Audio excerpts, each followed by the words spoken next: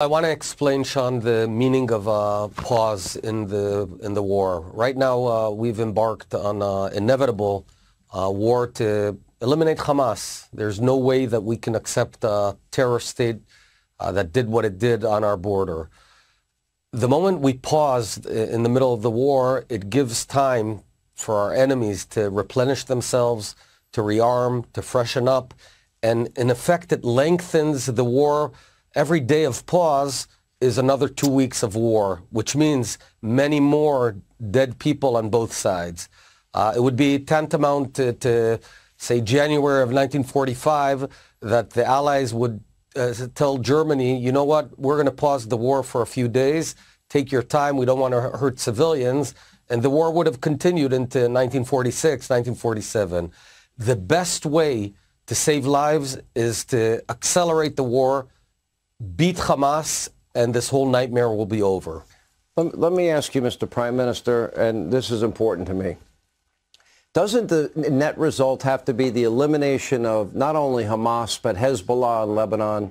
Doesn't the net result have to be that neither Lebanon nor Gaza can no longer be launching areas for the hundreds of thousands of rockets? I've been there when they've been fired. I've been in the terror tunnels.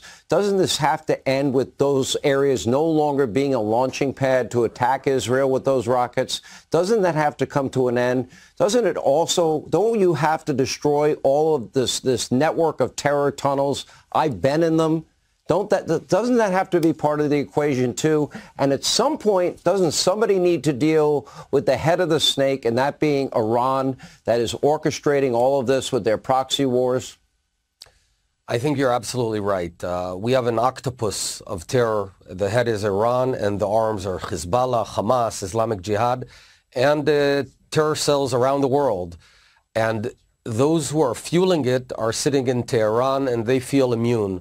What we need to do is ultimately hit Tehran. As Prime Minister, when I was Prime Minister of Israel, according to foreign sources, when they messed around with Israel, there were commanders of Al-Quds terror units that were assassinated in the heart of Tehran.